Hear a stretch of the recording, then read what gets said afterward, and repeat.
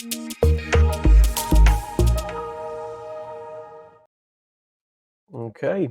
I think we're live. Happy Monday. Today is going to be the 18th edition of the Data Value Show. This show is called The Value of a Data Security Platform. And who better to discuss that than my good friend from Satori? Let's add him in now. Hey, Chris. Hey, Eldad. Welcome to the show. Yeah, so I've known Eldad for a few years now, I think. We first worked with Eldad and his team on the data security book on APRESS, I believe, Snowflake Data Security. So we saw what you guys were doing, always loved it. So great to have you on the show. So for a bit of my background about yourself, Eldad, do you want to introduce yourself? Yeah, for sure. So I'm excited to be here. You know, we've known each other for a while, but never had a chance to do something like this. So I appreciate the opportunity.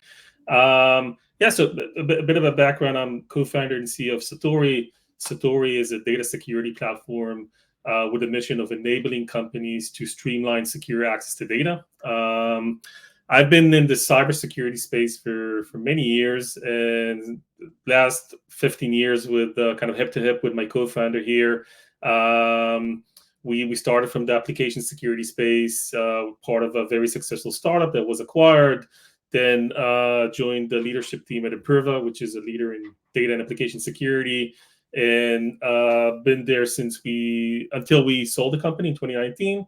In 2019, after going through this whole journey, we said, you know what, the most fun period was the startup, the 0 to 1 kind of experience, and we opened Satori. Are you still having fun though? I am. You know, it's I tend to say, I talk with a lot of people from, you know, different types of organizations. You know, nothing. If you want to do something meaningful, nothing is easy, but you have to choose your poison. And you know, mine is startup. That's where I chose to be. Yeah, I think I use the term that we don't do this because it's easy. We do it because it thought it was easy. We obviously love the challenge for it as well.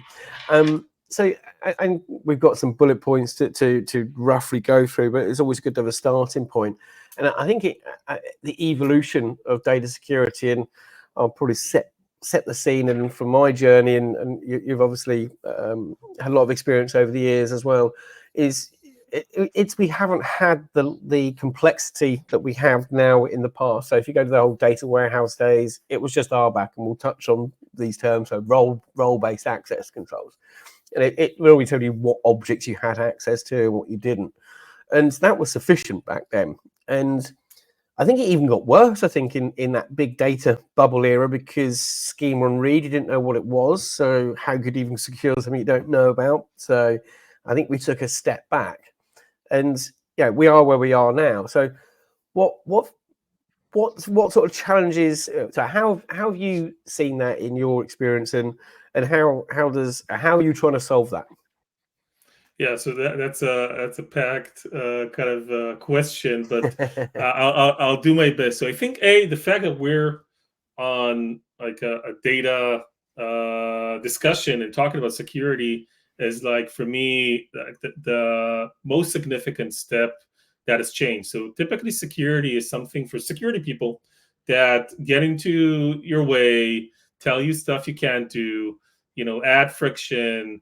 But you know, everybody knows they have to do their job. So you play along, but it's not something you're, you know, interested in. And specifically around data, security is such a big deal. I mean, if that's the number one thing, you know, people are going after, your data, whether that's competition or hackers or whatever. And the fact that we're you know, data people talking about security is a big step. But yes, the evolution of data security is really interesting. And you know, when I was dealing with data security and Imperva, and before that, it was really around in a funny way, almost make the data unusable. So you would encrypt it, you would put it in a vault, nobody could get to it.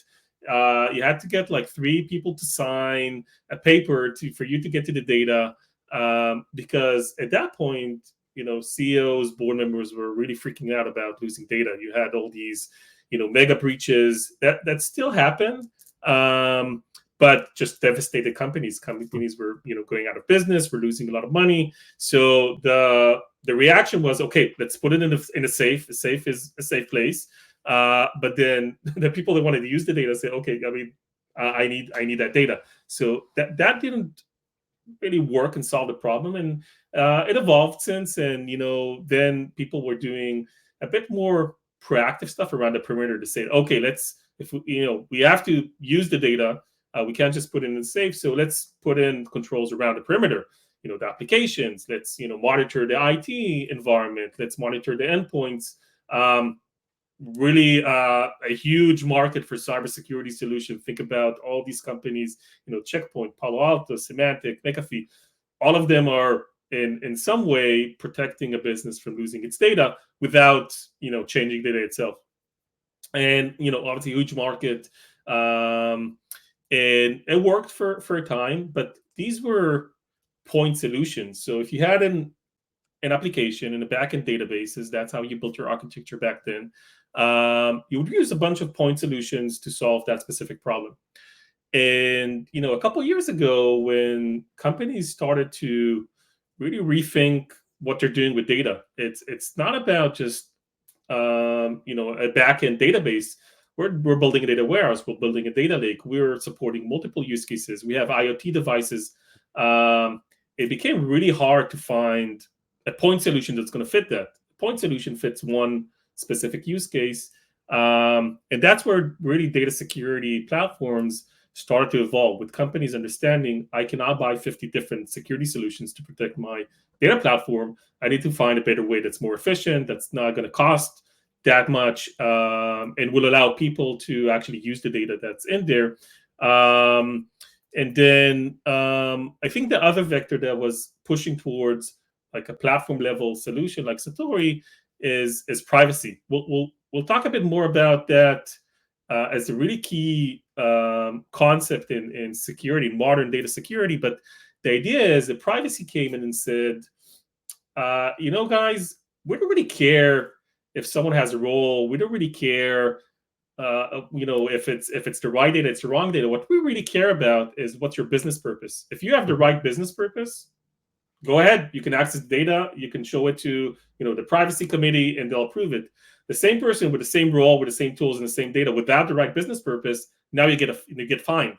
Now it's a violation, and that pushed companies to not just from the technology level look at something that's more a platform to solve all their data security problems, but more is how do we internalize this business purpose concept? How do we now move beyond just the technical level of is this PII or not to, okay, what is this person trying to actually do with the data? Is that okay or not from the company perspective? And that's where kind of the new generation of data security platform like Satori move beyond just automating RBAC or ABAC.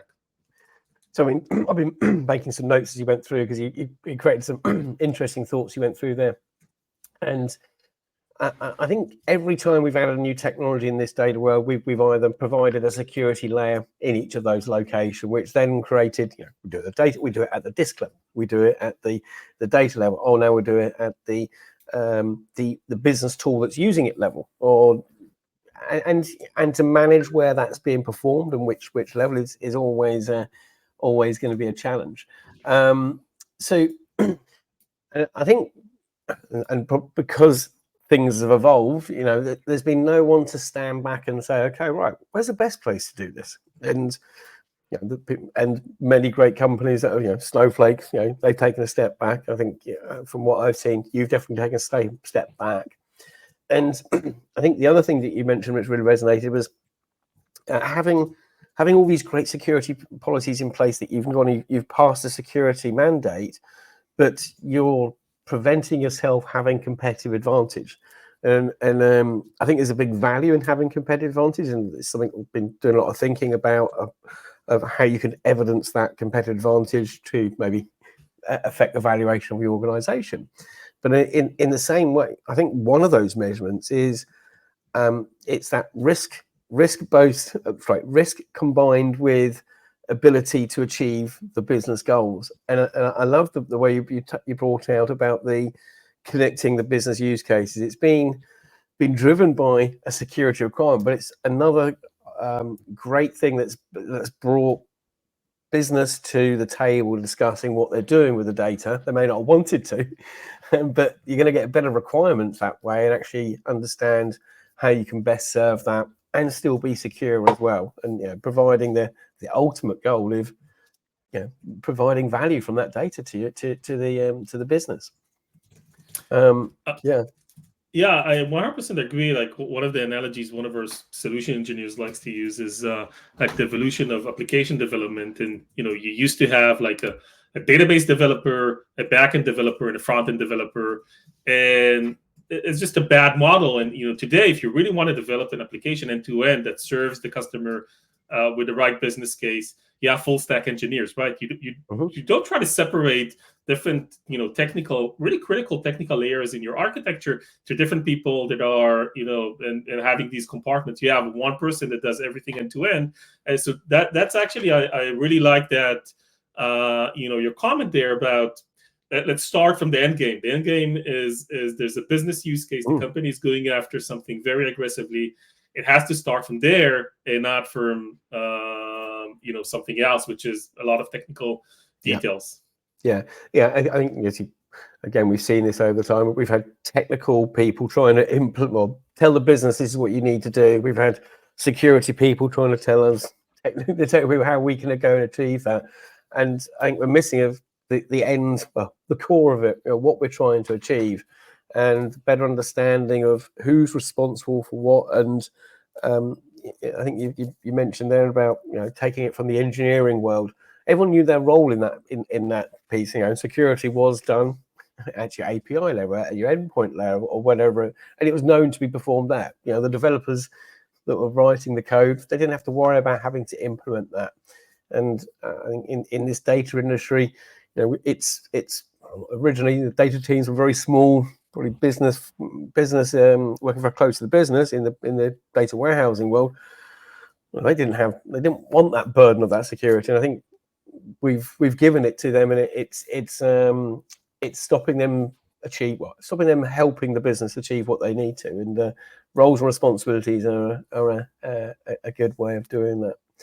And I think we talked about RBAC a minute ago, and then I know one of the topics is ABAC, and it'd be good to break down. Well, I could, but seeing you're here, Eldad, you're the specialist. I'll let you. So, if you were to explain the difference between RBAC and ABAC, how would you go about describing that? So I'm gonna actually answer this one differently, and it might be a bit controversial, but that's something I really believe in. This is the show for that. So RBAC and ABAC are an approximation. Eventually, if you talk about taking a step back, let's take a step back. What are you trying to do with all these models? You try to make sure that from one perspective, people get the data that they need to do their job. From another perspective, they don't get too much of it, or anything they don't need, or they're not entitled to access, or there's some risk of them having that data. And then how do you do that? So it's really hard. So I cannot fully understand why RBAC models have been developed, ABAC models, and just in high level to satisfy the question. RBAC is role-based access control, so your access controls are based on someone's roles, and ABAC is more open, so it's attribute-based access control. So any attribute can be part of the policy. It could be the role, but it could be also because other things like where are you connecting from, what time of the day it is, which data you're accessing, etc. These are very rigid abstractions of trying to establish, do you have the right to access that data? And it really worked for a while. We're talking about these point solutions that companies are using. You have a backend database, you have an application. 50 users using that application, or 100 users. It's pretty static. RBAC is actually a good approximation to the right solution, and you can implement that. Now you have Snowflake, okay, and you have an S3 data lake, and you have 50 different business units with thousands of people using data, and you're going through a reorg every 6 months, how do you keep up? How do you keep up with RBAC? How do you keep up with ABAC? And I want to say, again, I understand why these approximations have been developed. The key is, it goes back to your comment, which is, where is the right way to do this? Is it on the application? Is it on the database? Is it somewhere else? So I totally agree with you. Like Snowflake, really evident in the early days marketing, but really one of the things it brought to as innovation is the separation between storage and compute, which now everyone says, oh yeah, it makes sense, but it didn't make sense back then, right? That was novel, that was new, and that changed the game, because they said it doesn't make sense to do the query processing or the storage. It doesn't make sense. These are two separate things. And Satori is kind of the same in our approach. We're saying it doesn't make sense to have your policy tied to the data. Why? Because these two things change with no connection to each other. Data changes because people need more data. They want to, develop it. They want to transform it. They have new business use cases. The policy can change because the European Union is evolving to GDPR3. It doesn't have any connection to the data. It doesn't have any connection to the database, and it doesn't make sense to try and now build a huge role-based access control policy and expect that to address your security concerns 3 months down the road. It just it's not reasonable. So what we actually, so I'm not as I understand what companies do, RBAC and ABAC. We have some of our customers implementing RBAC and ABAC policies on top of Satori, and it's a good approximation for many use cases. But if you are building a modern data platform, it's not going to scale. And what Satori did, really, our innovation is, we said it doesn't make sense to do it on the application side, because you have 50 different applications, and you want to have your engineers and analysts use whatever they want to use. And we say it doesn't make sense to do it on the database, because every time you change your schema, you're going to go and have to change your policy, and the schema changes are just going to grow. It's just going to accelerate. So we actually invented a new place to do that, which is not on the data and not an application. It's actually outside of the database, where we can monitor the usage of data. We can see in real time who's accessing the data, what is their business purpose, what application they're using, what data they're using, and have the right policy tailored for that specific access. So at the really most granular data flow, calculate the right policy, separate that from the data. That is universal. It doesn't really matter if it's a star schema or any other schema. It doesn't matter if it's a Snowflake or Mongo. It doesn't really matter what type of data is in there. The policy lives outside of that. So it's no longer an approximation. The challenge then becomes, how do you implement that? And that's kind of the background we're coming from, and how we did it. But so kind of long story short, without tiring people. So RBAC, ABAC, great approximations, great for small use cases. Again, useful for specific use cases, but do not really scale at a large scale data infrastructure. And I agree with you. I mean, we had to rethink it. Yeah, and I think trying to dictate or trying to predict the flexibility adds a lot of complexity. So we've been here, done it for many companies, and you can be forward thinking to some degree, but then when you put that in place, then there's complexity of how you actually subscribe to it, and we all know that it slows things down. And I like the way you use the term friction. So friction, something I like to use, is it's a time, complexity, and effort in performing a task in your creation of your pipeline. And I think if we are pushing down all of that ownership onto the engineers to enforce that, and then wasting maybe their time when a new policy or a tighter security comes out for PCI compliance or for GDPR3, it requires the engineers to go and re-architect that. And it's not just in one place, as you're saying. You're going to have multiple data stores with the same data that's been either used for different use cases on legacy platforms, or combinations, or maybe different ones for different purposes for the right reasons. And I think having that security layer You think of it in that, I like the way the Snowflake one, storage, Snowflake deals with that. It's encrypted using tri-secret at that security layer. It's controlling who has access, who can go and the compute is being controlled as well. What's how it's using that data, and then separate the security. And I know obviously we are here to support it, but that's what I saw originally when I saw the product. I really liked the approach, and I think it is that even next bit of evolution. But I would say that obviously, but I am independent. I'm saying it because I believe it. And I like I also like the friction kind of concept. I always when I was younger, I was doing a lot of treks, and I always think about this specific story when I think about friction in a large scale environment. So I was going with my wife to the Annapurna all around. It's a really, really nice trek in Nepal.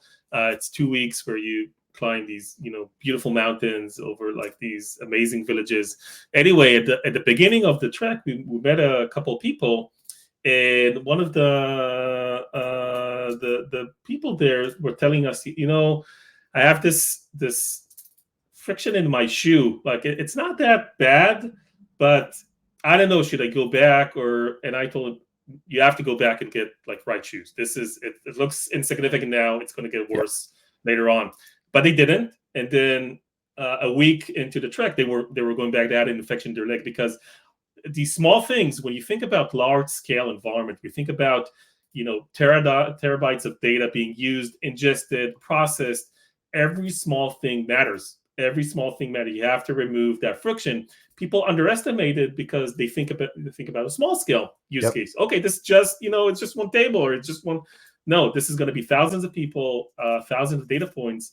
If you're not going to remove the friction, that's going to cost you a lot of pain later on. I love that, and the reason why I'm laughing is that I was asked by Joe last year at the Skid conference we did, was what's the value in putting your socks on, and to go, I'm always talking about business value, and it's very hard sometimes to tie an activity your data team's performing to an element of, or something that the business is going to understand as business value. And I broke after a while of thinking. I didn't have the answer there and then when I was asked it, but it was the value of putting your socks on is if you're running a marathon, if you don't wear the socks, you will get blisters, and you may still win the marathon. You'll do it with pain, but if you get asked to do another marathon straight afterwards, you go, hell no, I need my feet to recover. So you've given a real life example of by going back some steps to go and get the right shoes, it can take you much further forward in the long run. And you can't, and it's hard sometimes the business to help or to get and understand the investment. If they put it in now, you can have something that's going to scale, going to support you on your whole journey, rather than try and do these point solutions and then sticky back plastic, put the security here until you add so much friction that no one gets access to data. Or the other way around is you actually create a hole in that security because of the complexity, and it's hard to find. So we've actually got our first question, and it isn't loaded, even though it is from Ian. But let's get a question up anyway. And I haven't read it first. I'll just put it straight up. Okay. It's. Yeah, so this is one for you, really, Eldad. So how long would you typically implement a data security platform? He knows the answer, I think, actually. But hey, thanks, Ian, for the question. Yeah, so it depends which one you choose, obviously. And so I don't know about the other platforms. I'll talk about Satori. So really, there's two main things that happen in a security implementation, maybe three things that happen in a data security platform implementation. So one is the actual technical integration. The second one is translating the business logic into the policy that's going to go into data security platform. And number three is kind of setting the cadence and the ongoing monitoring, whatever process you're going to have, if you want to update your policies or just the operational aspects of a data security platform. So these are kind of the three main aspects. So the first one for that one really varies between the different platforms. The way we built our data security platform is so another interesting story. So Yoav, that's my name, my co-founder, and I were sitting at like a real story in a bar. We're talking about what we're going to do and what's going to be important from a company culture perspective and from a product perspective. And we said, like, from day one, we said it has to be easy. It has to be easy. You're not going to be able to justify like a very long project with this fast-moving space. Things change so fast in data space. You're not going to be able to do it. It has to be easy. And it's also going to be a competitive advantage for us, because if you're an organization and you can do a 6-month POC or a 3-week POC, regardless of how many features each product has, you're going to go from 3 weeks because it's less risk. And you said it has to be easy. So the way we built it, it's really seamless. So there's almost nothing you need to do from an implementation perspective, especially if you use the SaaS solution that we have. But even if you host it on your environment, it's really like 2 weeks. That's the technical implementation. Then you go into more of the business logic implementation. So what policies do I have? I would say we get to like 80% of the logic implemented within 4 to 6 weeks, depending on what are the different use cases and data flows there. There's always like a 20%, which is, it's like a GDPR policy. We done it, hundreds of times. We can basically, we have everything already ready and we can roll it out. Sometimes you have like more specific, like really ad hoc, business context specific requirements. Like, I have this team, it's a sales team. They have a manager. The manager can see this. The team can see otherwise. So that's, that requires some discussions with the organizations. Most of the time we invest actually is in these discussions, helping the organization figure out what they actually want to do and then implement that as logic on the platform. So it's less about the technical work done on the data security platform. It's more around the dialogue and helping our customers understand exactly what they need. So I would say, like, after a 2-week technical implementation, like 4 to 6 weeks to the business logic, and then you maintain it. That's pretty lightweight, again, because the way we decided to implement this, the policy is decoupled from the data. We separated the policy from the data. Any changes in data, we don't really care. We care, but it don't impact the policy. So that's pretty lightweight. In terms of when you need to think about this, I would say most of the organizations talk to us either when they're, they decided to migrate, they have they're starting to figure out exactly what data platforms they're going to use and tooling in the cloud. And then, okay, if we really want to have a complete migration, we need to think about security. So either let's say a midpoint as you're planning your migration, or as you're trying to scale. So you're already migrated. You're probably in a hybrid kind of mode. You have stuff on-prem, stuff in the cloud. Now you want to scale, okay? The CEO came back from ChatGPT conference, all worked up. Why aren't we there yet? Like, why? And then you say, okay, we need to crack it up, or we have a new business initiative, and that's where you need to think about really how do you remove that friction so you can scale quickly. Cool, good answer.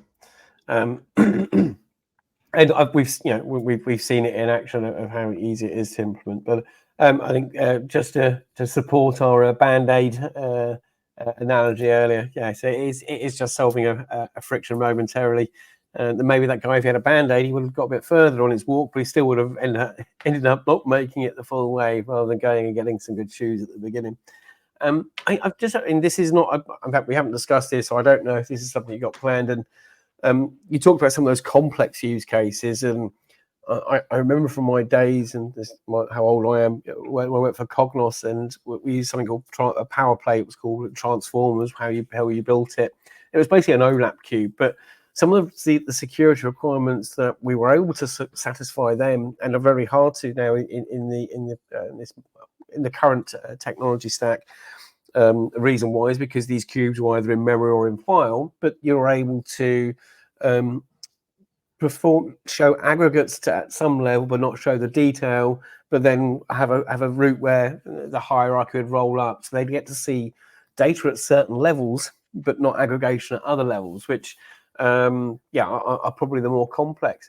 But thinking how you perform that nowadays, and without someone having spent a lot of time with business with a business analyst going and defining that and defining it and maybe setting it up.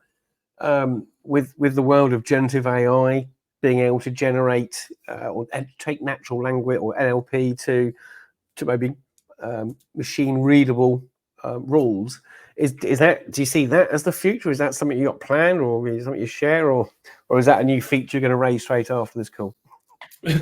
No, it's definitely in the plans. It comes in different directions. I want to say that in terms of complexity, there's several ways you can solve complexity.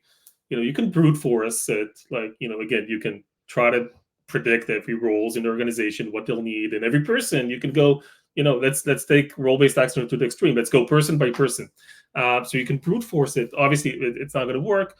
Or you can change your perspective. So one of the things like we're promoting, and the way we implement the logic, is we actually shifted the whole focus from the role in the person to the data set.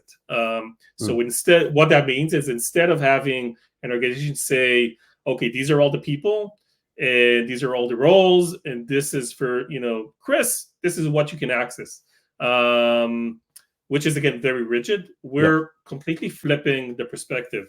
And, it's like wearing a new kind of glasses. So, instead of seeing like a blurry screen, now you see everything in 3D and you're enjoying your Avatar movie. And so we're basically putting the focus on data set. So we're saying, okay, this data set, what do you need? You're at the different access levels. You can see everything, but it's going to be masked. You can see part of it based on your business unit. There's all sorts of ways you can use this data set, which is pretty stable. That doesn't change too much. You can add data to it, but how you can use it doesn't change too much. And then we say, okay, this is for each level of access. These are what the company is requiring you to go through. Maybe, part of it, if it's masked, it's self-service. Maybe if you want to view European data, you have to be in the European team. So we put the focus on the data set versus on the people. And that change in perspective just simplify everything. You have like a tenth of the rules, and they don't change too much. So that's kind of, to talk about these complex use cases and how you solve them just by changing the perspective. But yeah, companies get, especially in specific industries, like think about healthcare and finance. Those are, the higher the stakes, the more complex the policy. Financial organizations, healthcare organization, it's really, they care about the data for sure, but it's really, the regulator that's, breathing down their neck and saying, okay, like, it's not just, do you have these controls? Show me the audit logs. Show me, run a query to the table. We've seen that. Run a query to the table. Show me that the policy is actually being enforced. And, there's a lot of, especially financials, like, sharing information between customers and, deal teams and all that stuff. That's pretty complex to achieve. Again, the idea is, don't focus on the people. That the people change. Don't focus on how the data is being stored and its schema. That changes. Focus on the data set. And the concept of the data set is really, really powerful at Satori, and this is how we remove a lot of the complexity. And something you again made some more notes. I like to use the word evidence at the moment because, again, some analogies I'm using is using your business cases should be seen as a legal case.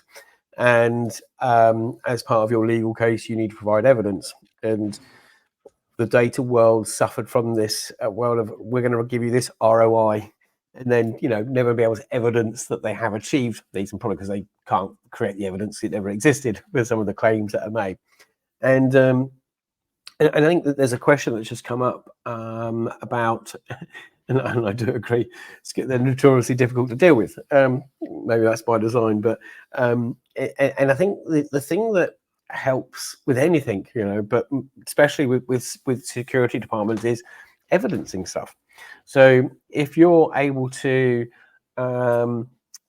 when policy's been defined and you're telling them you've got some code, that you've got some engineers, and unfortunately as technical people we start talking about some Python library or something like that, and then the security guy just doesn't understand because he doesn't understand. He's risk averse because he doesn't understand it. But if you're able to provide something, say, Mr. Security Guy, your policy here that's defined to these users. Here's a nice example of how they're mapped together. This is how the security, these are the logs that I can supply or audit information that shows that what you've asked to be done has been done. Yeah, what other problems you've got, I'm happy to help.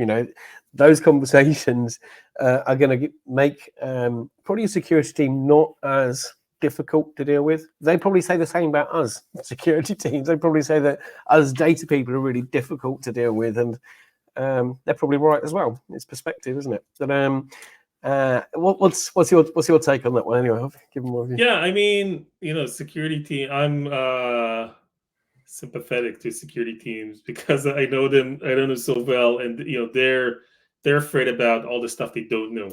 Everything they do know, they can monitor. That's a risk discussion they can have with the board and the C-level executive. Say, okay, we're managing the risk. If something happened, they can say, okay, this is how we managed it. The risk realized, and this is what happened, but it's contained. Everything outside of that is really scares them, and that's why they're trying to minimize any kind of blind spots. But I think I'm taking a proactive approach. I'll use another analogy. I hope it's a good one. I'm not sure about it, but let me try this one. So think about the security line you're now in New York. Think about you go into a U.S. airport, international airport. You go through security, and then you complain about the friction. It's hard to deal with these guys. I have to take off my shoes, take off my jacket, drive me crazy. Should I take out my laptop or not take? I mean, all that stuff. Where if you really want to deal with it, you should go and do TSA pre, right? And it's not about, you can't deal with it at the moment. You can't convince a security person when they're checking your bag, say, you know what, I don't have anything in my shoes, leave me alone. That's not going to work. They're going to require, because they don't know what's in there. But if you go and you do TC pre and you go through, so in order to deal with security effectively, there's a lot of pre-work you have to do. The greatest example I have of a successful kind of mindset of the day is DevOps, right? DevOps is phenomenal for security. They go hand to hand. They understand scale. They understand security. They work for engineering. They don't work for security. But if you have a good DevOps team, your security is 10 times better than any other company doesn't have DevOps team deal with security. And it's not because they're adding more friction. Actually, they're removing friction. And they find ways to streamline things like TSA pre. So to do things before you get to the security checkpoint, to make sure that when you go into the security checkpoint, it takes a minute. You don't have to take off your shoes. You don't have to take off your jacket. And that's it. You're on your flight, and you're not spending 3 hours at the airport. So I think, I like that. Are people... Yeah, I mean, people have different agendas at work, and they have different goals. You can marry that together, and it's really around how you operationalize and automate your security before you get to that checkpoint. Yeah, I think there's two things that come from it. Is you've built trust. Going through that TSE, the pre-check, you've built the trust because you've evidenced things that they need. So that's it. I think the other one is, if people... It's a good sales approach. If you see that the other one data department is going through the normal queue, and it can be a long time. You say, that's 45-minute wait sometimes. But you're looking at, I'm just jealous. And oh my God, I want to be them. I want to just sail straight through. And I think it's something I talk about a lot as well, is that CDOs, the role of the CDO, they have predominantly been maybe too technical. They really should be sales focused, selling what they can do. And if your CDO has a, hey, by the way, guys, I can give you all that data. I know it's secure via the services we've got.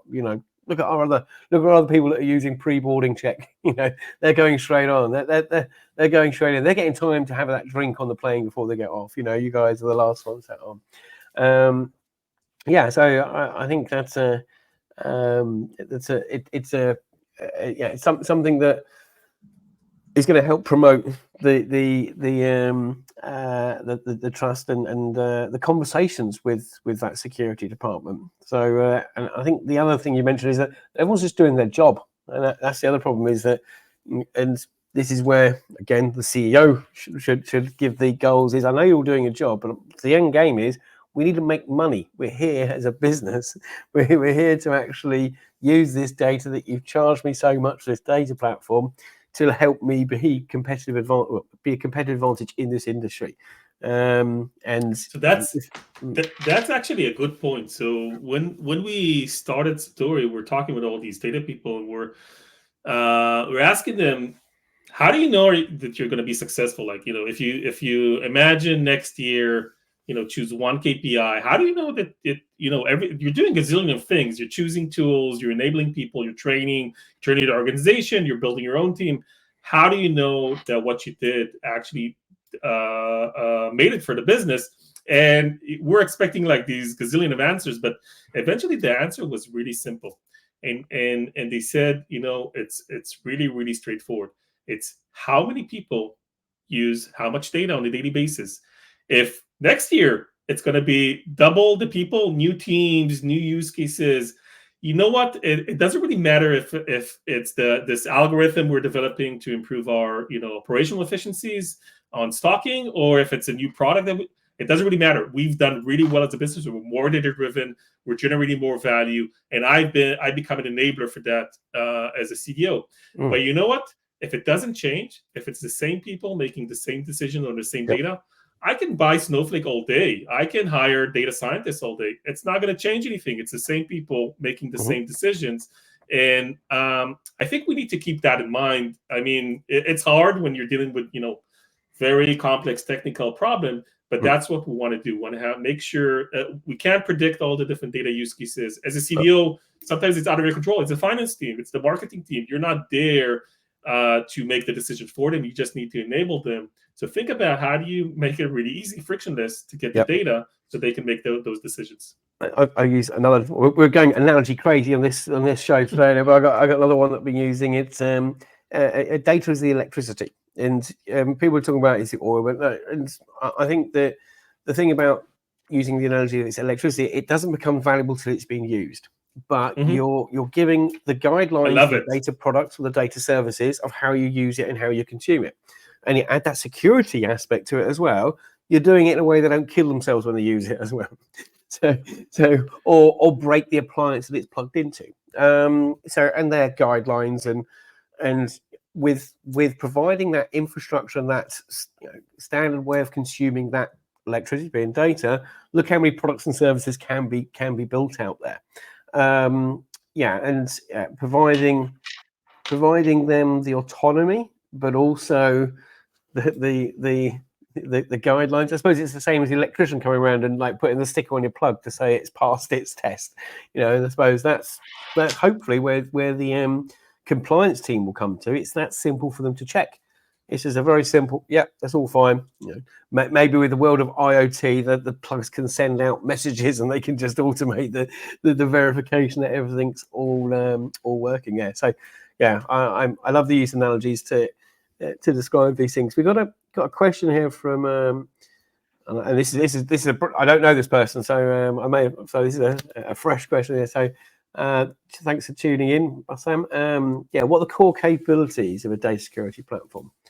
It's one for you, Eldad. So thanks for the question. So there are three main capabilities of a data security platform, and again, we're in the business domain, right?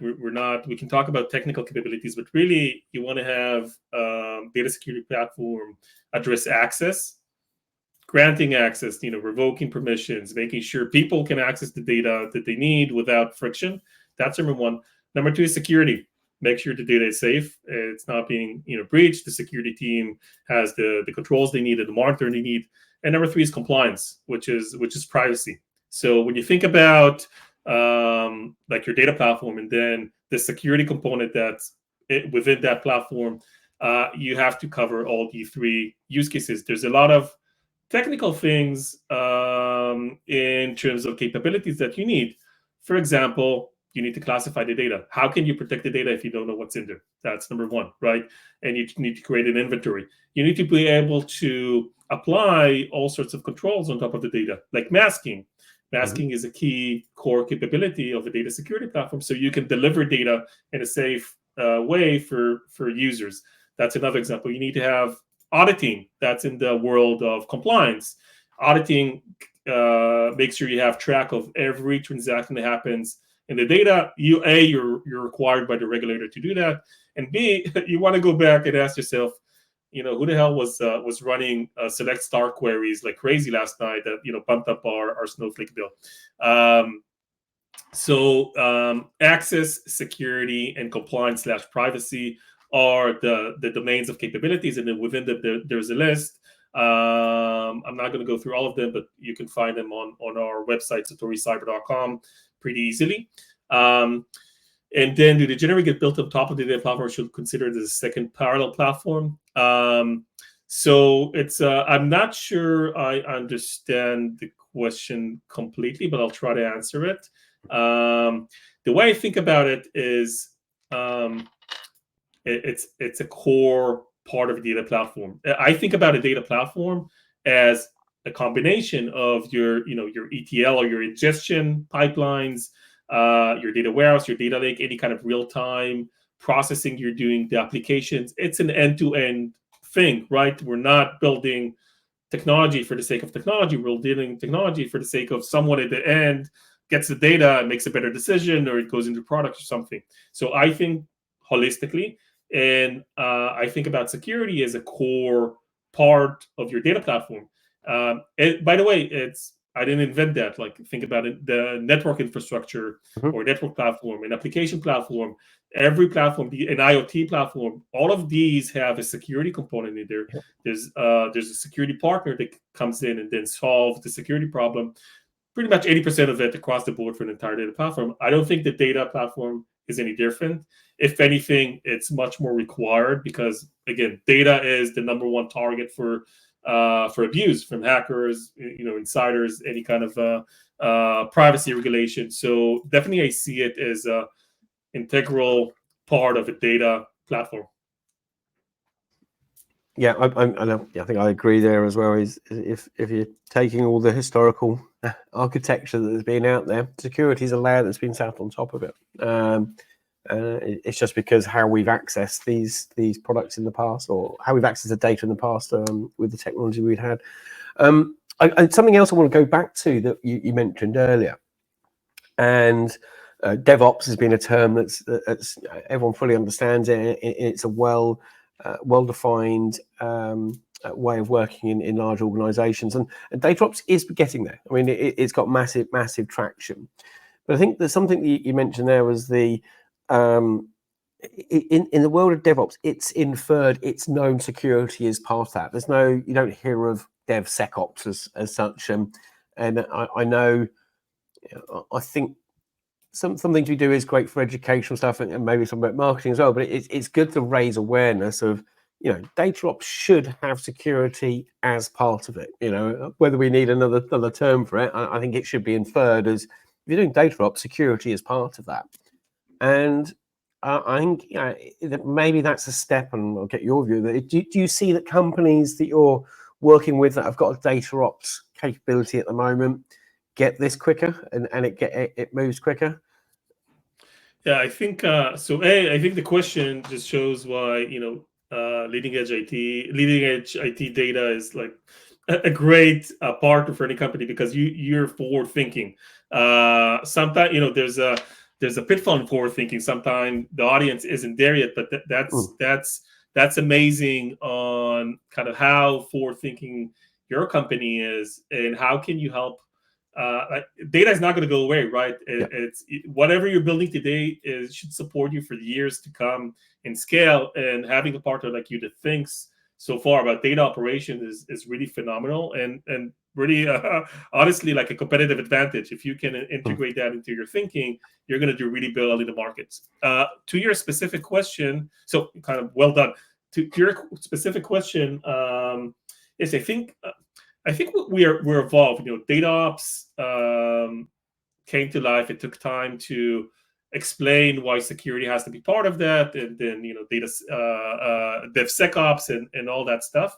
I'm actually surprised in a really really positive way the amount of inbound we're getting from data teams. Not even thinking about why do I need to deal with security or why do I need to deal with data operations is phenomenal. Now it's not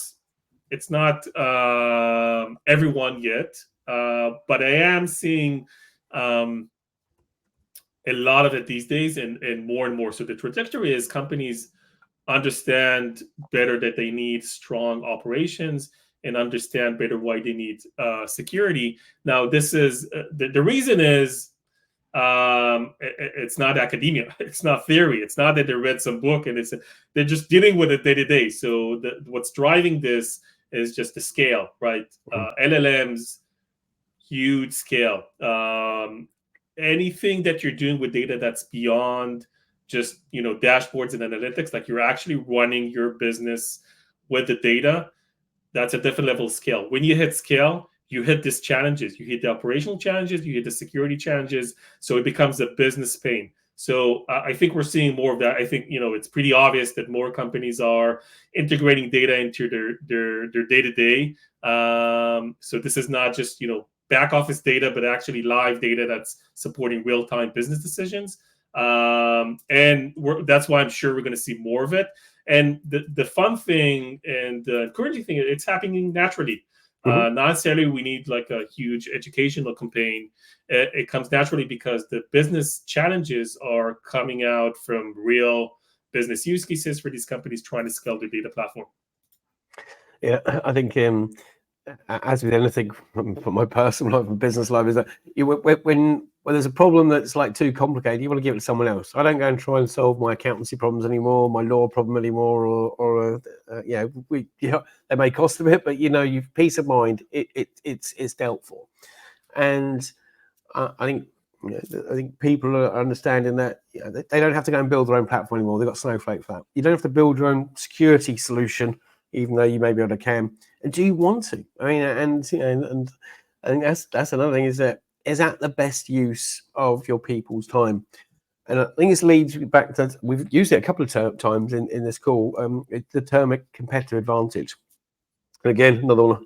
There's a reason why I'm doing maybe too much thinking nowadays is some stuff we're doing. I'm trying to do a book at the moment with Matt Housley, getting through it. But a lot of these thoughts are common problems that we think, okay, well, how do we put this into stories that can help the next C-suite or CDOs achieve the goal of making your company business driven? And it was the evidence. Where was I going with this one? I got waffled a bit too long.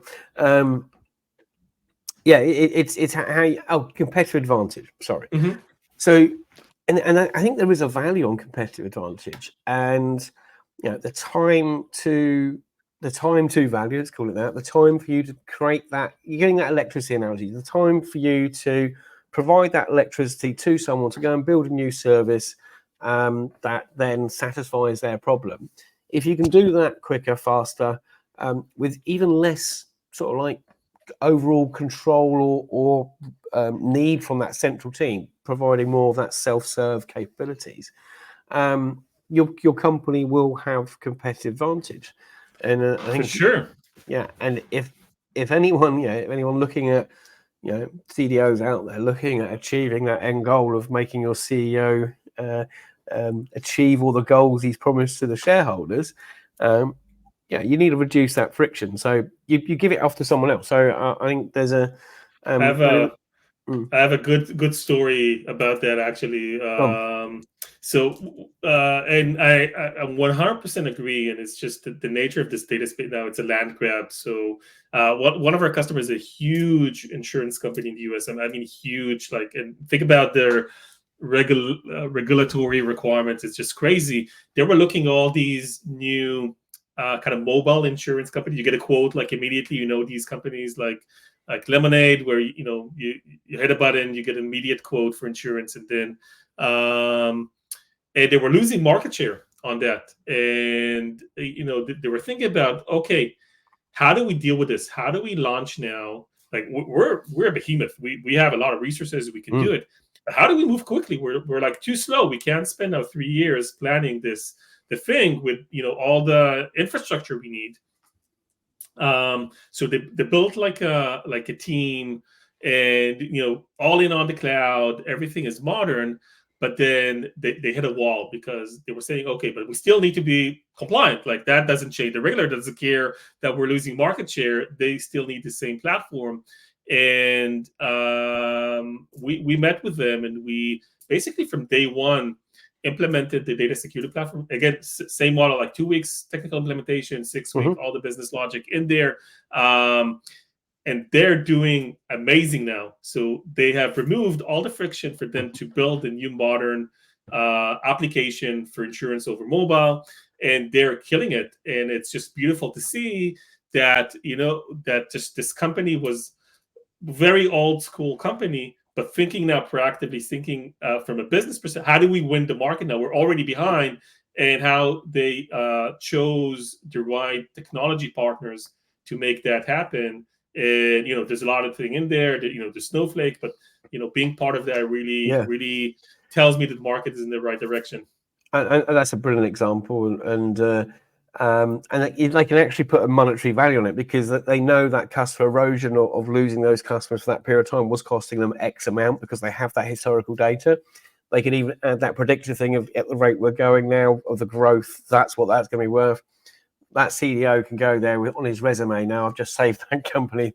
He probably may get a job somewhere else soon. So any aspiring CDOs that want to get that launched to the next company, just make sure you use the right technology partners, and you'll be set up for success. We got, in fact, there's another question here, but I don't think we've got time to answer it. I want to go back to the, and it's been great conversation, the 5 points we had, and I think we've covered it all. I think the last two, and since it's called the Data Value Show, and we're always talking about the business value, and a great example of what can be achieved with the reduction of friction that gives you competitive advantage, is hopefully we've evidenced the value of data security automation. And I think what's created this ability with data ops also incorporating and having part of their deployments the security policies as part of that, you have created automation, which again, it removes the uncertainty. And I think if companies can release new features weekly, monthly, it's going to make sure that they keep the customers, retain, make their products sticky. That the customers don't want to go anywhere; they're getting a great service. So I think there's a big value in that, and the other is a peace of mind. And I've been in a situation in companies where there's been a security breach. It's not fun, and it's a total distraction from what your organization or your team is meant to be working on. So I think there's a lot to be said on that. We've got 2 minutes. Have you got a good example of the value of peace of mind of having a security platform? Yeah, I'll use your electricity analogy. I like it. Like, you don't want to now, every time someone is using at your home, your kids are plugging in a new appliance, or you're putting on something new. You don't want to start, okay, let's go through the checkbox, and all these things I need to do, and let's check the wiring back to the main source. No, it's part of your infrastructure. It's secure. Whatever you plug in, you have all these protections, and you're free to go. Yeah, you can plug in your computer. You can plug in whatever you want. So streamlining that is really important. It has to happen at the infrastructure level. You can't do it afterwards. In modern Western countries, that's how the electricity system works, and that's why it's both safe and productive and effective and cheap. So definitely something, you wouldn't think even about doing anything else at your home. I wouldn't do anything else at your data infrastructure company, because people can get hurt. Yeah, exactly. Yeah, so you heard it here first. Don't get burnt with your security issues or with electricity. Make sure your data is ready to be consumed in a safe way. I think on that note, I'm just going to shout out to the next show. We've got Andrew Madsen on next week, talking about the evolution of a data analyst role. I'll be asking him probably where he sees security fit into that. And there's a couple of questions that will follow up afterwards. I think Tuck's put a question there that it goes up onto our YouTube channel as well, but you'll find it on LinkedIn. We'll send you the links. And I'm not sure the other one is, it says LinkedIn user, but we'll come back to you as well. But Eldad, if anyone wants to catch up with you or find out more about you, where can they find you? Yeah, either on my LinkedIn, Eldad Chai, pretty easy to find, or on our website, satoricyber.com. And yeah, Chris, this was great. Love the discussion. I'm so happy we did it eventually. And yeah, really interesting stuff.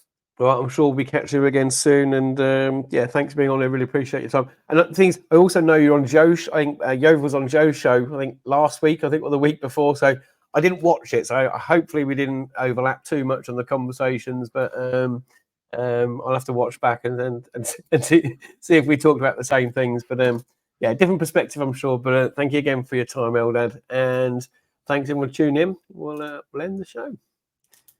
Thanks, Chris. Thanks, everyone. Cheers. Bye.